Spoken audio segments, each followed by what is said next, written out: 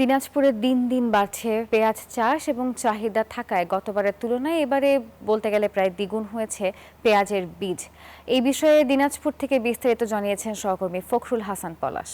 রয়েছে দিনাজপুর বিরল উপজেলার গোবিন্দপুর গ্রামে। এখানে একজন তরুণ কৃষক এবং তরুণ উদ্যোক্তাও আমরা বলতে পারি, তিনি কিন্তু প্রচুর পরিমাণে এখানে কিন্তু বীজ উৎপাদন করছেন এবং সেই বীজ হচ্ছে পেঁয়াজের বীজ। এবং এই বীজ কিন্তু শুধু দিনাজপুরের স্থানীয় চাহিদা পূরণ নয়, এবং তিনি কিন্তু দেশের বিভিন্ন জায়গায় কিন্তু এই বীজ সরবরাহ করছেন। এবং তার মুখে থেকেই শুনবো আসলে তিনি এই বীজ কি মনে করে আসলে আপনি উৎপাদন শুরু করেছেন। আমি এই বীজটা শুরু করেছিলাম প্রথম কৃষি বিভাগ থেকে। আমার একটা ট্রেনিং হয়েছিল মশলা গবেষণা, সেখানে এই বীজের কালো সোনা যে সোনার মতো একটা দাম, এজন্য আমি সেখান থেকে ট্রেনিং করার পরে আমি ইউটিউব দেখছিলাম। ইউটিউব দেখে এটা প্রথম পরিসরে অল্প পরিসরে শুরু করি, দেখে আমার লাভবান হয়েছিল। পরে আরও একটু বেশি করে করি, এভাবে বাড়াইতে বাড়াইতে এবছরে 7.5 একর জায়গার উপরে পেঁয়াজ বীজ উৎপাদন করেছি। যদি আবহাওয়া ভালো থাকে আল্লাহর রহমত প্রায় 3 টন প্রায় বীজ পাবো।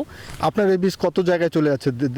দেশের 22টা জেলায় আমার বীজ সরবরাহ করছি আমি। একসাথে আপনার এখানে কতজন আসলে কর্মসংস্থান হয়েছে? আমার এখানে প্রায় বর্তমানে 20 জন কাজ করতেছে, প্রায় 2.5 মাস থেকে কাজ করতেছে 20 জন। নেক্সট টাইম আরও বাড়াবো, যে প্রায় 30 থেকে 40 জন কাজ করবে এখানে। ধন্যবাদ আপনাকে। আসলে আপনি শুনছিলেন যে এই পেঁয়াজের বীজ কিন্তু তিনি দেশের বিভিন্ন অঞ্চলে কিন্তু এইসব বীজ সরবরাহ করছেন, এবং পাশাপাশি নতুন উদ্যোক্তাও কিন্তু এখান থেকে তৈরি হচ্ছে। তো দিনাজপুর বিরল উপজেলা থেকে ছিল এই আমার কাছে সর্বশেষ।